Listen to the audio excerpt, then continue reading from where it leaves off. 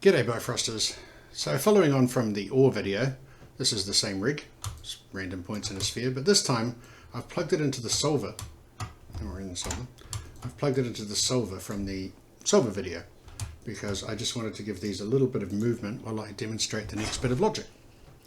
So I'm not going to go through and create all of this again because we've seen this. Well, if you haven't, I'll leave links in the description to both the solver and the OR video and the logic stuff.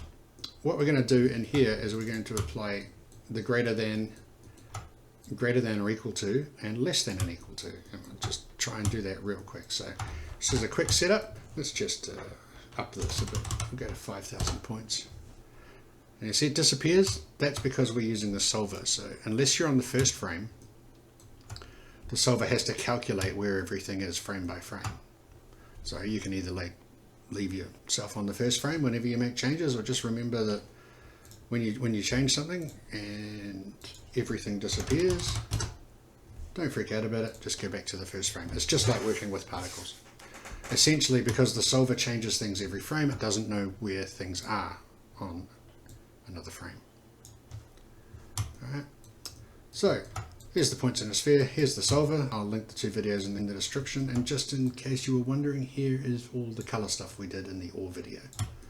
So all of the logic is still intact in there, should be. Let's get from arrays, nothing in there. Yeah, there we are. So there's all of our ands for choosing the color and all of that kind of thing. But what I've done is I've taken it out at this point, so I've removed all the OR logic. And what I'm going to do is I'm going to work inside the solver here. And right now this is just where we left off with the solver video. There's a bit of fractal turbulence and it's being multiplied to a very small number and then just added to the noise. And this is just giving us a little bit of random movement, just like that.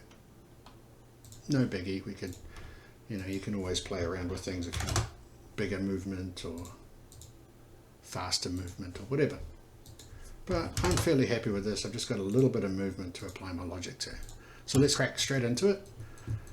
Remember when we did the solver, it checks the time to see if we're on the first frame, which is what the equal is all about.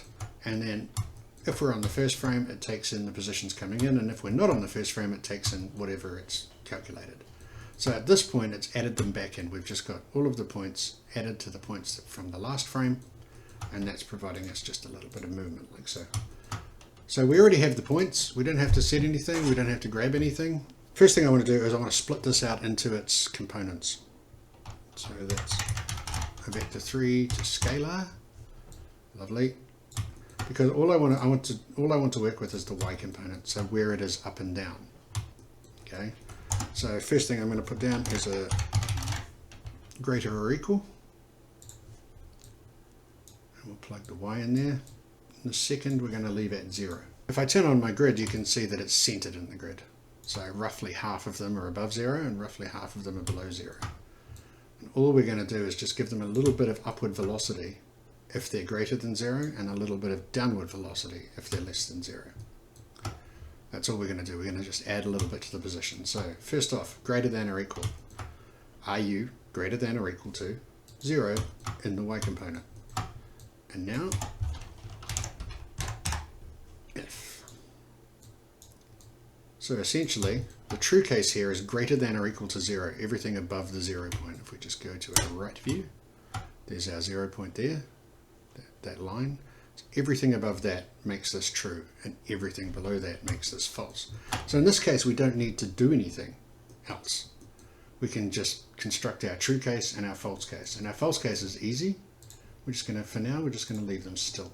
So we'll take the point positions coming out of here, and in the case of them being true, we want to add a little bit of upward velocity. So I'll pop in here and I'll go add. I just need a small value, very small value. And I'm going to make that a vector 3. There we go. And I'm going to set that to like 0.05. So really quite small. I'm just going to add that in there. And this becomes our true case. And this becomes what we output. So if we jump back here and just reset the solver and then play. There you go. And what's nice is that you can see when the fractal random movement takes the points over the 0 line, they're having this added to them as well. So that's greater or equal. Let's do something else with the false case. Let's do something in, say, the x and z. So we'll use a little bit more logic. So say x less or equal, and z, and then z will go less or equal as well. We're going to use an OR.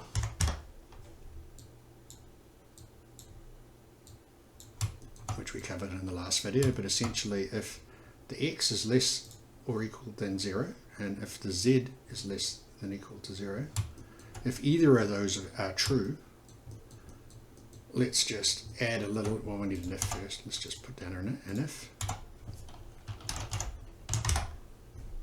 Like so, let me put that into the condition.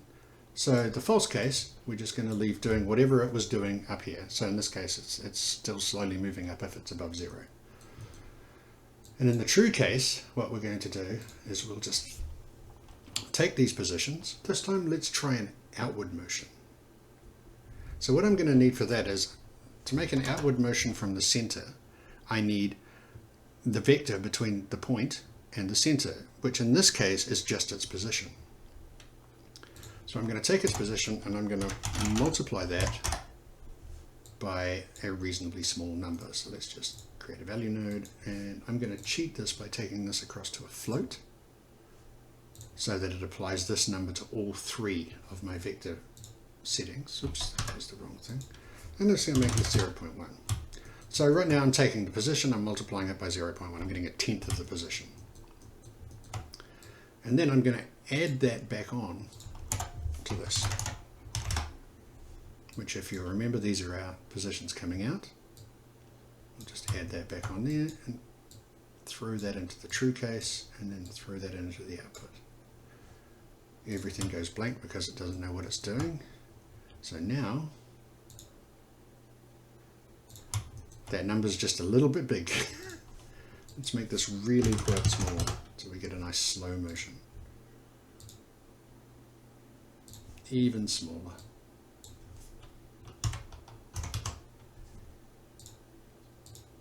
There we go. That's better. So now if I jump back into perspective view, you can see these ones here that aren't really going outwards. These ones are pretty much positive x that way and positive z that way.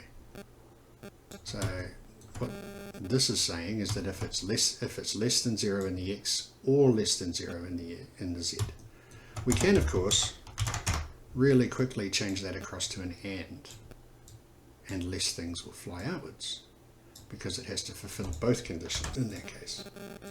We watch this one, just put a stop on there, and you can see that only roughly a quarter of them are moving outwards now, because they are all the ones that are both less than 0 in the x and less than or equal to 0 in the z. Okay, so that's the really quick logic. I'm going to turn this back into, oh, why not? I'm just going to do that. We'll just do the x just for clarity. Feel free to come back and watch this bit if you need to again. So this is just the x now. Everything less than 0 or equal to 0 in the x is moving outwards. So let's quickly go through what we've done, and I'll leave you to play with it.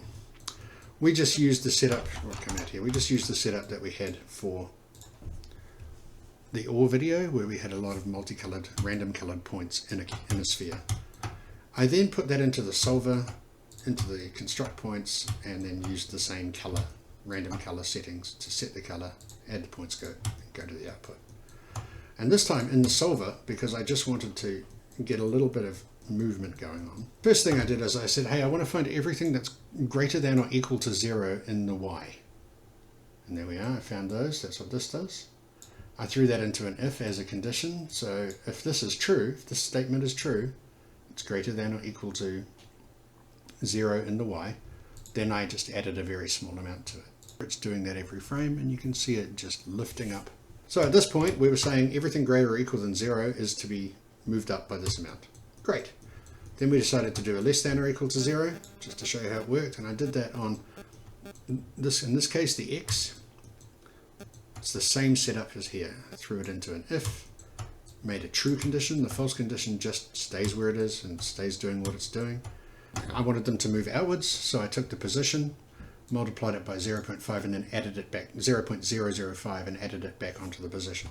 And what this is doing is it's multiplying the vector and making it very small and then adding that back onto the vector, which makes it look like, well, it doesn't, which provides an outward motion for anything in the X.